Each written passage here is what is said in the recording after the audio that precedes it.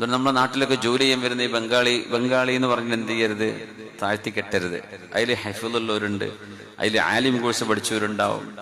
ചിലപ്പോൾ അതിന്റെ ഒന്നുകൊടുക്കാൻ നിസ്കരിക്കാൻ അറിഞ്ഞോളുന്നില്ല. അവർക്ക് മദ്രസല്ലല്ലോ, പിന്നെ എന്തൊരു ചെയ്യും? ഇന്നല്ലാഹ ലാ യുഅദ്ദിബു, അല്ലാഹു സുബ്ഹാനഹു വ തആല വമാ കുന്നാ മുഅദ്ദിബീന ഹത്താ നബഅസ റസൂല. അറിവ് പറഞ്ഞു കൊടുക്കാൻ ആരുമില്ലെങ്കിൽ അള്ളാഹു അവരെ ശിക്ഷിക്കുക പോലുമില്ല.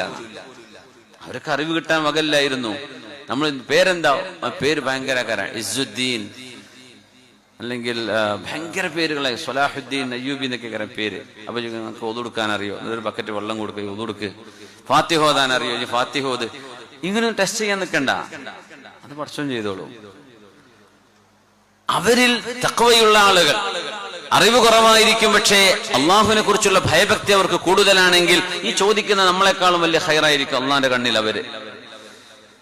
അല്ലേ? അവര് പണിയെടുക്കാൻ വന്നു ചോദിച്ചാൽ കുറവ്